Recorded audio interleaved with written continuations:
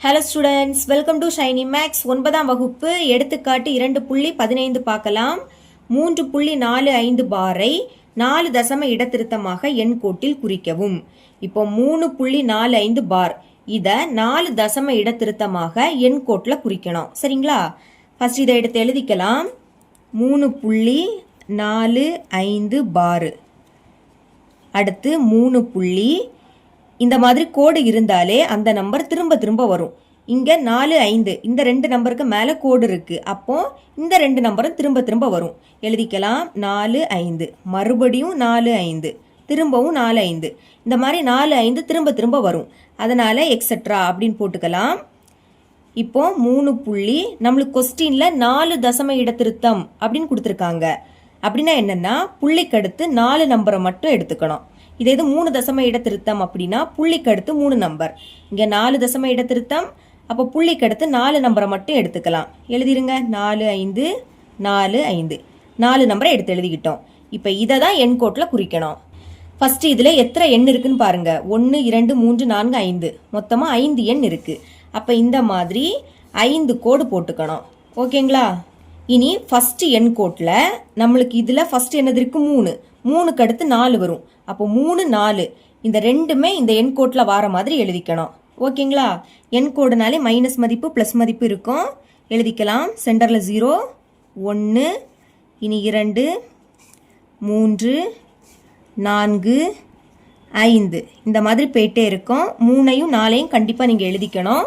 இந்த side minus மதிப்பு -1, -2, -3, -4 இப்படி போயிட்டே இருக்கும். இது ஃபர்ஸ்ட் எண் கோடு. அப்போ ஃபர்ஸ்ட் நம்பரை மட்டும் எடுத்துக்கோங்க.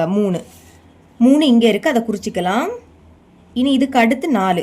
3ஐயும் அதுக்கு அடுத்து இருக்கக்கூடிய நம்பரையும் குறிச்சிக்கணும். 3, 4, 3.04 ஒன்று தான். 4, 4, 4.04 ஒன்று தான். அதாவது புள்ளிக்கு அடுத்து 0னா அதுக்கு மதிப்பு கிடையாது. அப்போ 3 3.0ன்னு எழுதிக்கலாம். இப்போ இதை விரிவுபடுத்த போகிறோம்.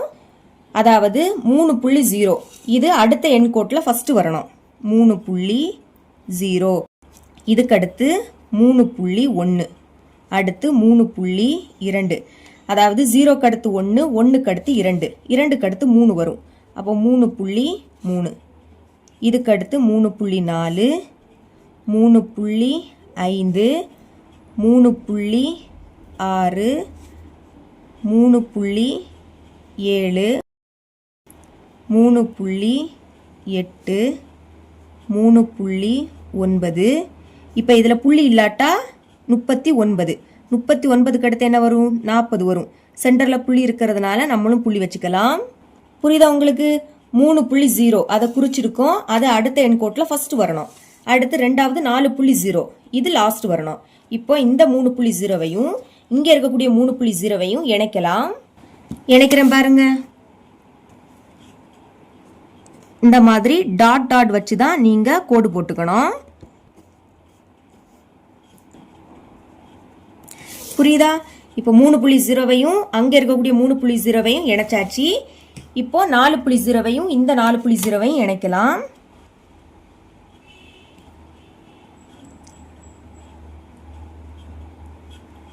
இதையும் இணைச்சிட்டோம். இப்போ இது இரண்டாவது எண்கோடு. மேலே இருக்கக்கூடியது ஃபர்ஸ்ட் எண்கோடு, இது இரண்டாவது எண்கோடு.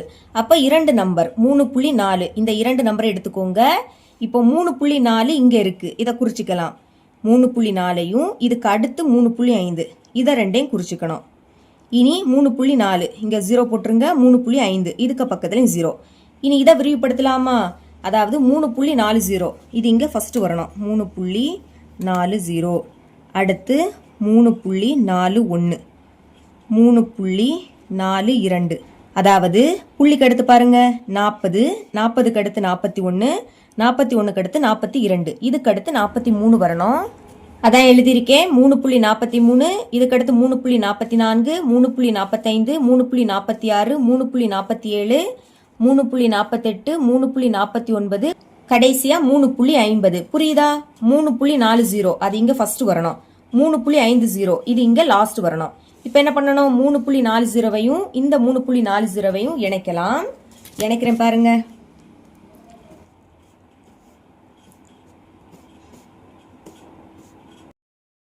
இணைச்சாச்சு.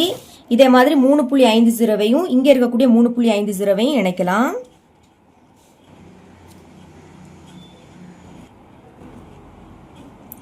இதையும் இணைச்சாச்சு. இப்போ இது மூணாவது எண்கோடு.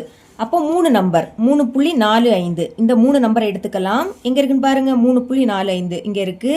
இதை குறிச்சிக்கணும். இதுக்கு அடுத்து இருக்கக்கூடிய 3.46 அதையும் குறிச்சிக்கோங்க. இப்போ இங்க ஒரு 0, இங்கேயும் ஒரு 0, கடைசியில் 0 போட்டுருங்க. இனி இதை விரிவுபடுத்தலாம். அதுக்கு ஃபர்ஸ்ட் இதை எடுத்து எழுதிக்கணும். 3.450, இதுக்கு அடுத்து 3.451, அடுத்து 3.452, அதாவது 450, இதுக்கு அடுத்து 451, அடுத்து 452, இதுக்கு அடுத்து 453 வரும். எழுதியிருக்கேன் பாருங்க. 3.453, 3.454, 3.455, 3.456, 3.457, 3.458, 3.459, கடைசியா 3.460, அதாவது 3.450 அது ஃபர்ஸ்ட் வரணும். ரெண்டாவது 3.460 இது கடைசி வரணும். இனி 3.450வையும் இங்க இருக்கக்கூடிய 3.450வையும் இணைக்கலாம்.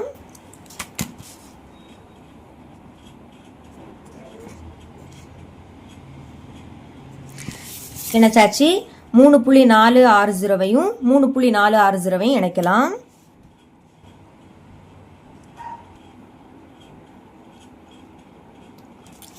இது நாலாவது எண்கோடு. சரிங்களா?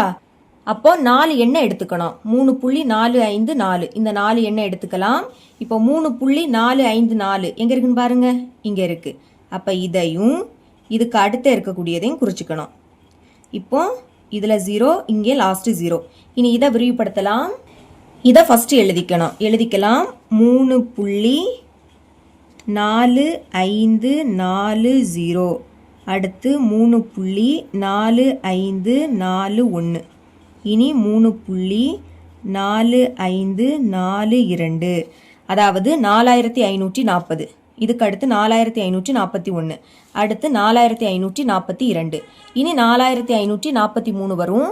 எழுதியிருக்கேன் பாருங்க. 3.4543, அடுத்து 3.4544, 3.4545, 3.4546, 3.4547, 3.4548, 3.4549, கடைசியா 3.4550.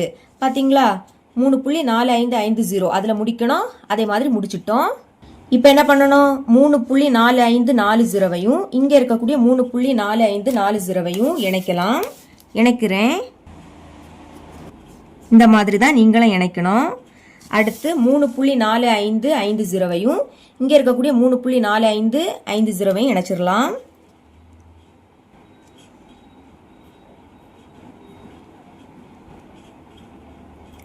இதையும் இணைச்சிட்டோம்.